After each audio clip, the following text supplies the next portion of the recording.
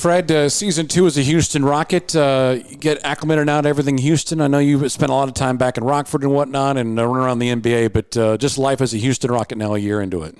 Feel good. Feel at home. Last year was a blur, trying to get acclimated and get up to speed, and coming in for trying to have an impact, but also just get my footing. And now a full year later, just feel more at home, feel comfortable. Just focused and locked in and ready to go. I'm just super excited to get back to it. Ime always feels like, to me, a guy that's going to let his vets kind of handle some things that a coach is not going to handle. Did he give you kind of that free rein from almost a jump? Yeah, from day one. I mean, that was one of our first initial conversations, just learning, his style, his coaching style, his leadership style. But I think there was a conscious decision, from up top to go get coach, and then, followed up to go get me. And so then it was just easy. It was a seamless transition. And we kind of play bad cop, or good cop, bad cop every once in a while. Now, what's Dylan Brooks during this whole situation? Bad cop? He's a maniac. Like bad cop maniac? Like Steven Adams told us that he and DB are going to fight this year. I mean, I'm sure they are. I'm sure that it'll be good for our group in the long run. But you need a little bit of that, and we'll let those guys figure it out so that everybody else can fall in line.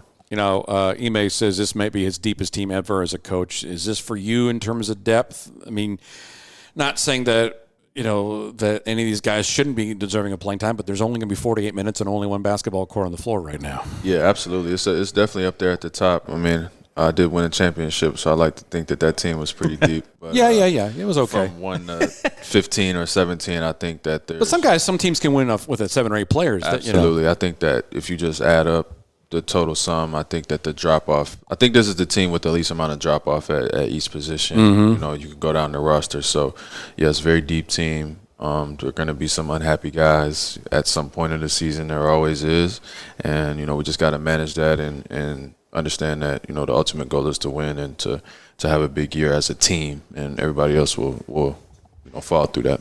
You mentioned last year being kind of a whirlwind for you, so maybe a little more settled in. What does that mean for you as far as making that next leap with this team? What are the things you're focusing on for the team wise? Yeah, I mean, honestly, I just want to play better. I mean, I know I play good in different spots and different things like that, but a lot of times last year just felt like I was kind of table setting and coaching and leading more than actually like playing the game. I think there's still room for me to be more dynamic at the point guard position for this team and as a leader.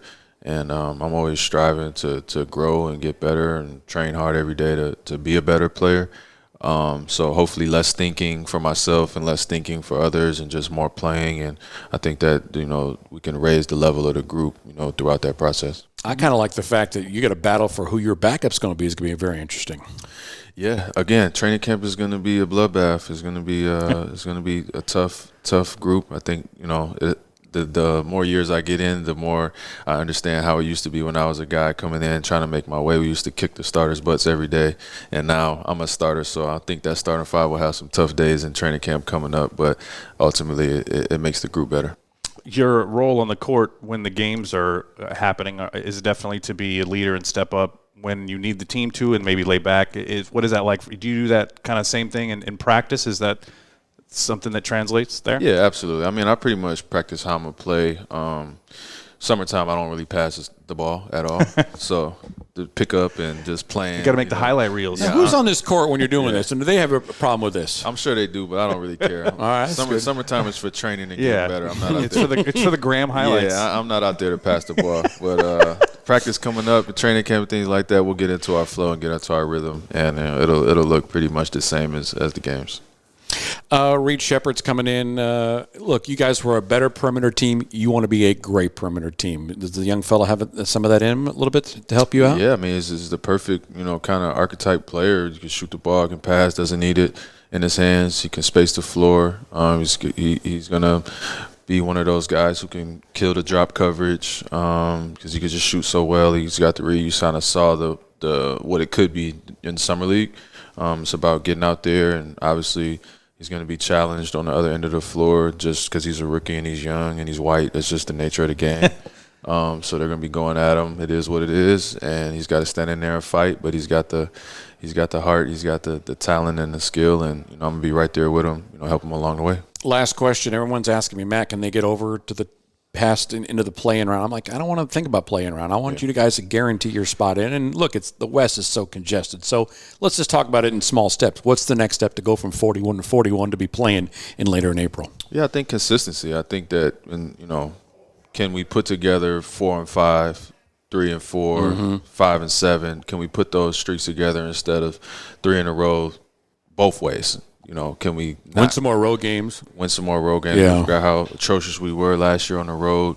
So consistency is huge, and that'll come through the process of each day and practice and playing, and just finding more rhythm through the rotations and things like that. But yeah, we're not thinking about a play-in situation. We have our eyes set pretty high, and just got to go out there and play.